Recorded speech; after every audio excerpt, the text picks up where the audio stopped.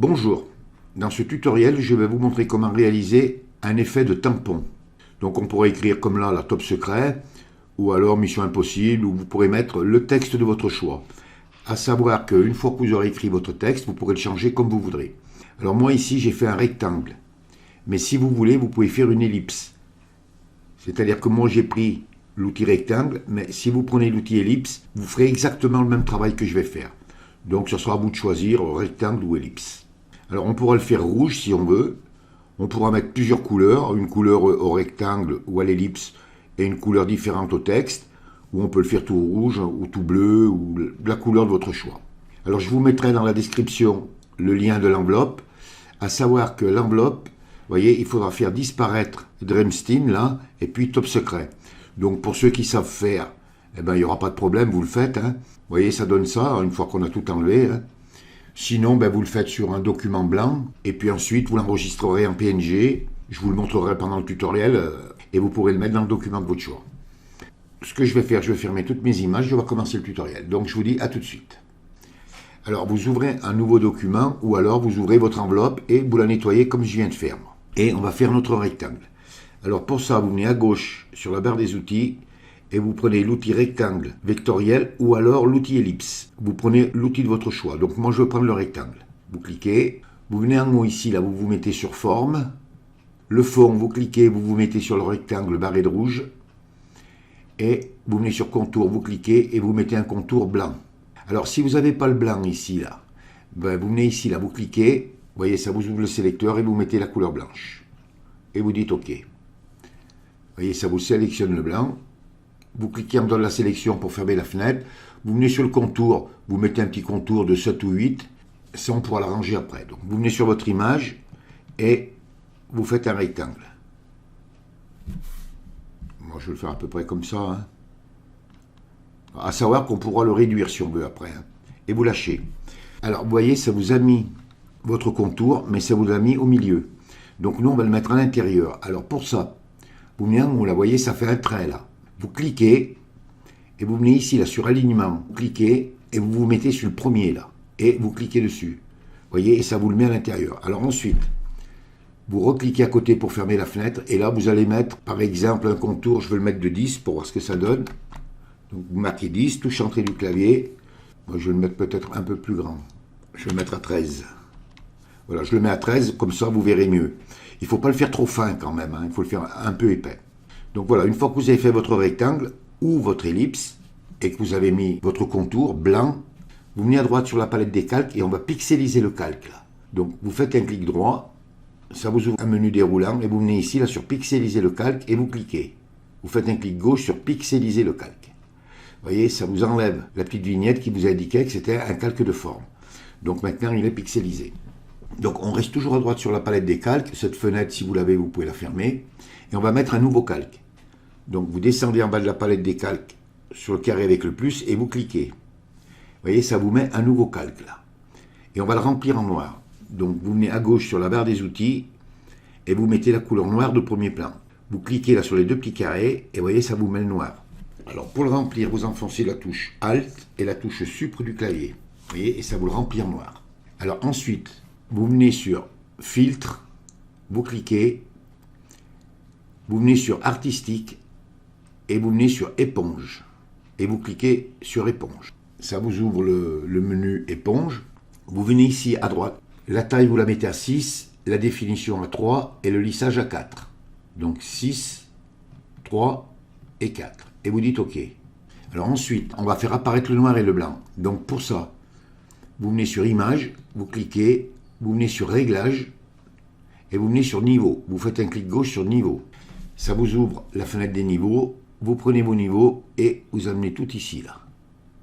Vous prenez les tons foncés. Vous voyez, il faut bien faire la distinction entre le blanc et le noir. Il ne faut pas qu'il y ait de gris.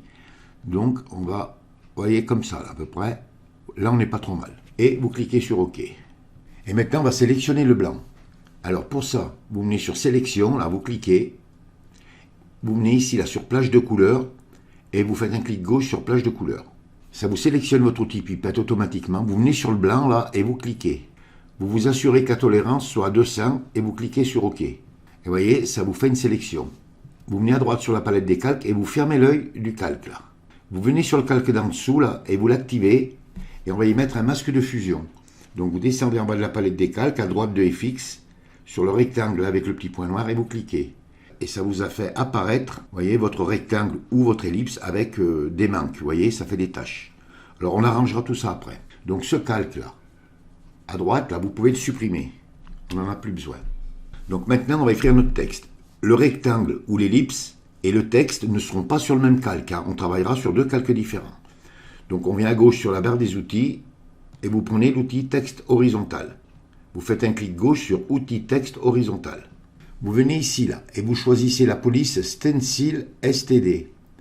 Alors si vous n'avez pas la police Stencil STD, vous cliquez ici là. Je vais aller vous la faire chercher pour ceux qui ne l'ont pas. Vous cliquez là. Vous voyez, ça va vous ouvrir un document. Voilà, vous voyez, ça vous ouvre tout. Et ici, vous marquez Stencil STD.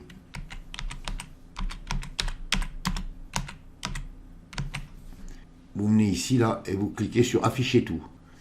Voilà, vous voyez, et vous l'avez là, la police. Vous voyez, moi, je l'ai activé là. Vous venez ici, là, normalement, elle est à gauche. Vous le mettez à droite pour que ça devienne bleu. Et vous aurez la police. Donc, je vais fermer. Donc, vous venez ici et vous allez écrire votre texte. Alors moi je vais écrire top secret, donc vous l'écrivez en majuscule. Hein. Voilà, vous venez en haut là sur le petit astérix, vous cliquez pour accepter. Vous prenez votre outil de déplacement, raccourci clavier V, et vous allez agrandir votre police. Oui, je vais la mettre à peu près comme ça. Là. Voilà, je la fais un peu grande pour que vous puissiez bien voir. Et vous venez sur le petit astérix là, et vous cliquez pour accepter. Alors maintenant on va transférer l'effet du rectangle ou de l'ellipse au texte. Alors pour ça, vous venez à droite sur la palette des calques, vous enfoncez la touche Alt, vous venez sur le masque de fusion là, du rectangle, vous faites un clic gauche, touche Alt enfoncée et vous le faites glisser sur le texte et vous lâchez. Et vous voyez, vous avez mis exactement le même effet. Alors maintenant, on va arranger tout ça là. Alors vous venez à droite sur la palette des calques, on va commencer par le texte. Donc vous activez le calque du texte, vous allez venir à gauche sur la barre des outils, vous prenez votre outil pinceau, donc raccourci clavier B. Vous venez en haut, là, vous voyez, là, ça fait un symbole. Là. Vous cliquez et vous venez sur les pinceaux à sec et vous prenez le premier en haut, là, caille le crayon ultimate, là, dur. Vous fermez la fenêtre en cliquant à côté. Vous mettez la couleur blanche de premier plan et vous venez sur votre texte et vous faites des petits clics, vous voyez. Ça fait réapparaître le blanc. Vous l'arrangez un petit peu. Hein. Il ne faut pas trop non plus le faire apparaître. Hein. Il faut que ce soit, vous voyez, un petit peu comme ça, là. Hein. Vous voyez, vous travaillez un petit peu comme ça. Voilà, on arrange bien. Voilà. Vous faites bien le S, qu'on voit bien que ce soit un S, quoi. Vous voyez, c'est un petit travail qui est assez simple à faire, hein, c'est pas compliqué. Voilà. Bon, le R, il faut bien le faire apparaître.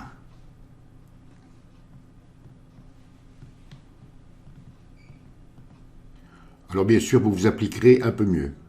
Et ensuite, on va faire le rectangle. Donc vous venez à droite sur la palette des calques, vous activez le masque de fusion du rectangle et vous faites la même chose. Vous voyez, vous faites des petits clics. Hein. Je ne veux pas trop insister parce que bon... Voilà. Voilà, je vais le laisser comme ça. Alors, une fois que vous avez terminé, là, que vous avez fait l'effet, vous venez à droite sur la palette des calques et vous allez sélectionner les deux calques là. Vous cliquez sur le calque du texte pour l'activer, vous enfoncez la touche CTRL et vous cliquez sur le calque d'en dessous. Et on va faire un groupe. Alors pour faire un groupe, vous enfoncez la touche CTRL et la touche G du clavier. Et vous voyez, et ça vous fait un groupe. Vous voyez, vos deux calques sont à l'intérieur. Donc vous restez sur votre groupe activé. On va mettre un calque de réglage teinte saturation. Donc pour ça, vous descendez en bas sur le rond à moitié rempli, vous cliquez et vous venez sur teinte saturation et vous faites un clic gauche sur teinte saturation. Vous voyez, ça vous met votre calque de réglage ici. Vous venez ici, là, sur le carré avec la petite flèche, vous cliquez pour clipper le calque de réglage pour qu'on travaille que sur le groupe. Ensuite, vous venez sur coloriser, vous cliquez. Vous prenez la saturation, vous la mettez complètement à droite. Ensuite, vous venez sur la luminosité et vous la faites glisser à gauche. Et voilà, on a réalisé notre effet. Vous pouvez revenir après si vous voulez. Hein. Vous ouvrez le groupe, par exemple.